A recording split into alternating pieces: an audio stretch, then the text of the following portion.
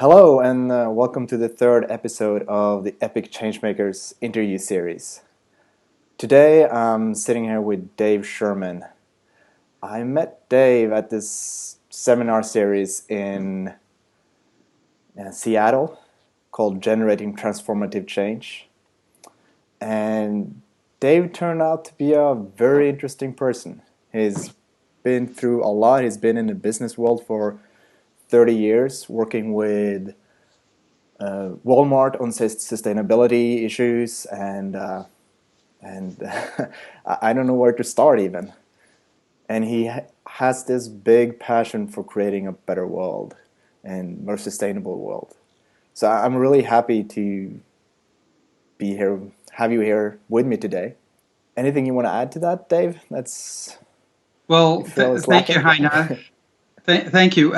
First of all, it's quite overwhelming to be part of an epic change series. That's quite a big name, and I hope I'm hoping I could be at a stage where my contribution can be framed that way. But maybe it would be good for me to start with a little bit of my background. Because I think for many, many years, I was kind of searching for something more meaningful. I was sort of doing things that were interesting to me and fun and maybe intellectually challenging, but felt that they weren't quite so meaningful. I started as a chemical engineer, but I loved the outdoors, had a passion for that, and I kind of saw all the negative impacts of the oil industry on the outdoors, and I kind of wondered, why did I go into this field? Then I did an MBA at Berkeley and started strategy consulting because the oil companies I was in seemed to really, the people that worked there were all these brightest from the top of their schools. And what I learned was that after a few years, it didn't matter how hard you worked or how innovative you were. It was just you needed to play the politics, and all these high potential people seem to be demoralized after a while. And I thought, well, geez, I'd like to shake these companies up, and did my MBA. I don't really understand what I learned, so let me be a consultant for a couple of years. And I had great clients. I enjoyed the work. I ended up in Asia and other places. But I kept every year asking, what more meaningful thing could I do? And in 2001, I read this book, Natural Capitalism, and it inspired me. And the basic premise, and there was a Harvard Business Review article, is that companies can do good for the environment and be more profitable. And I thought, oh, wow, you mean, and as a chemical engineer, one of the neat things was they said, these chemical engineers design processes with skinny, crooked pipes and big pumps. And if you had fat, straight pipes and little pumps, you can save a lot of energy. And I thought, wow, that's a simple thing. And this kind of funny design is everywhere around us. So I thought, okay, I'm going to quit my job as a vice president at A.T. Kearney. I've got a contract that's going to hold me over for half a year, and I'm going to go off and try to do this thing. So I started a company. Wow, that sounds like quite a leap. Yeah, I was naive, to say the least. So I had this contract that was going to pay me, and Kearney gave me a payout. And so 9/11 came, I lost the contract.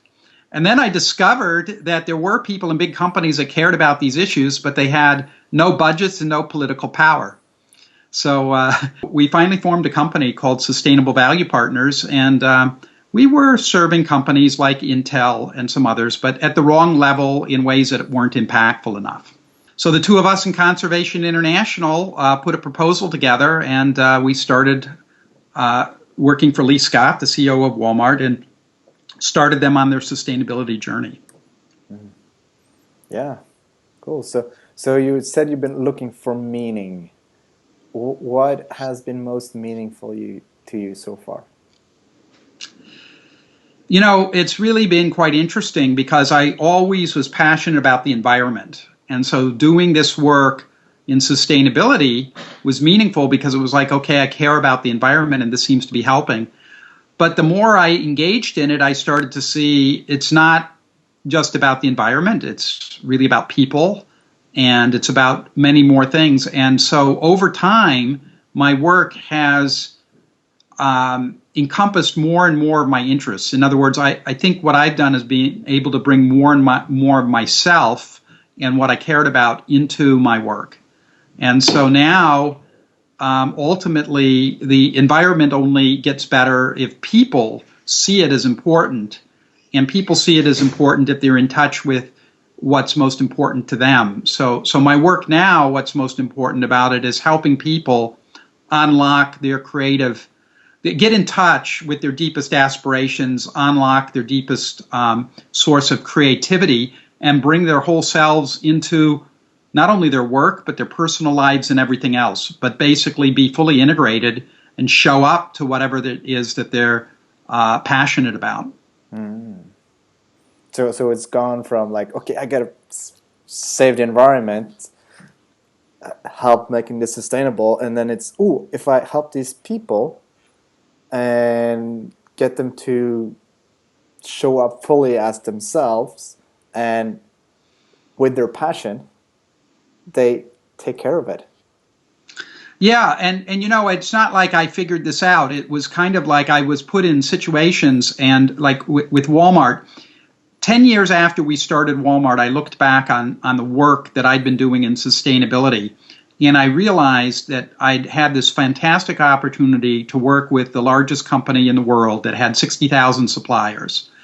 And we'd help them see when we started that 8% of their footprint was from their buildings and fleet, which they have the largest building program in the US and the second largest private fleet. And that's only 8% of the footprint. The other 92% is the products, how they're made and used. Mm. So my insight was, look, Walmart's like this huge aircraft carrier, and it was going, moving forward in this direction, and we got it to turn 30 degrees to the right. But our challenges in the world were growing so big that it actually needed to go in reverse. And so, my view was the approach we're taking is too little too late. So this was great, but what else is there? And then I remember one of the guys at Walmart, he was the head of the buildings program. He got up at a milestone meeting where we had, probably 500 people from Walmart, and we're sharing what's going on. And he got up there and he was practically in tears. And he said, my younger sister, she was in her 40s, recently died of breast cancer. And I looked at my life and I said, what have I been doing? And I said, I've been working hard and providing for my family, but for the most part, I haven't really been giving back. I've been taking. So I was thinking I needed to maybe quit my job and go work for a nonprofit. But I realized that in the sustainability work, the work that we're doing in buildings, I am using the skills I built up over a lifetime. I'm making Walmart more successful, and I'm having a positive impact on the world, a bigger impact than I could have anywhere else. Walmart's footprint on greenhouse gas is going down. We're doing innovations that are getting spread around industry, like new air conditioning systems for buildings.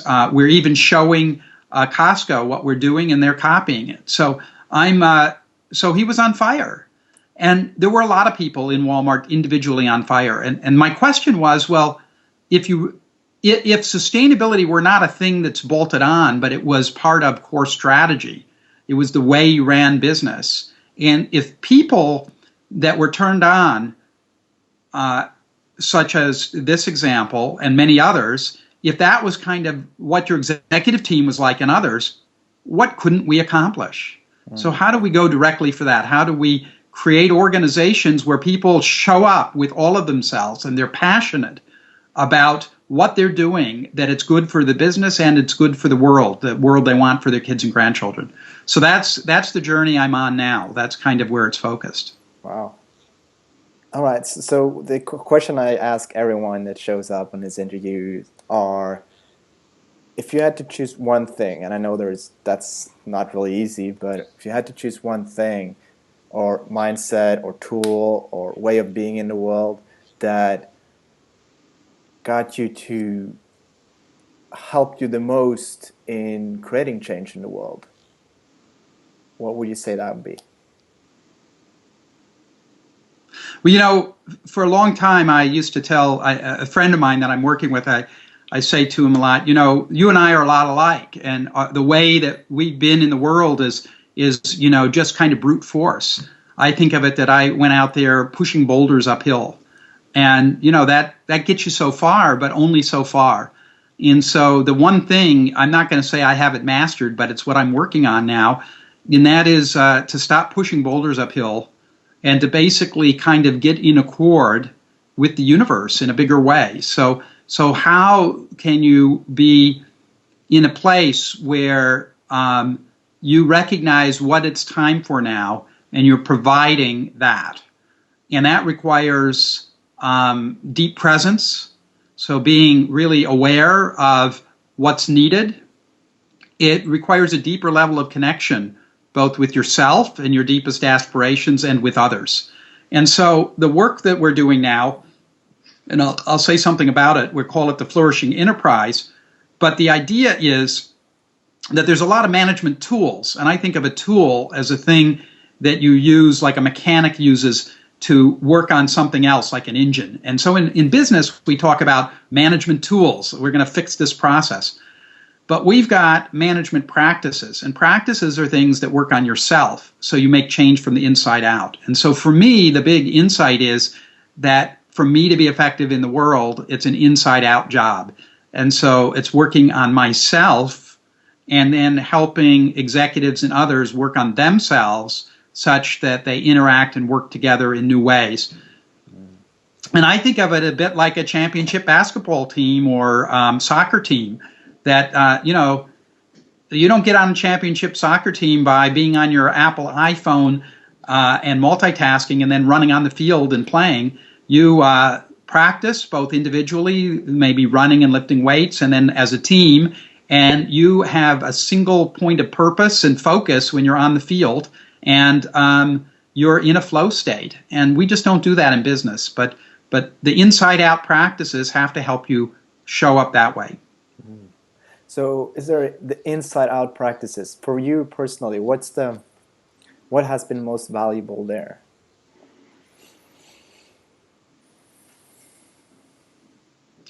Well, I think one of the starting points is some level of meditation or quieting the mind, because most of us are run by our minds, and we need to actually get to the point where we run our minds or can ignore them. And so so that's kind of a starting point, but that only works if you're sitting in a cave. So that's like I call it an off-court or an off-stage practice that's building something, some capacity.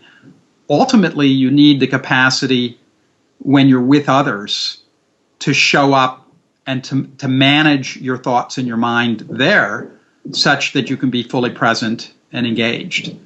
And so that's a whole range of other complementary sorts of things, but they work with kind of great awareness of yourself, of the other, of the space between you.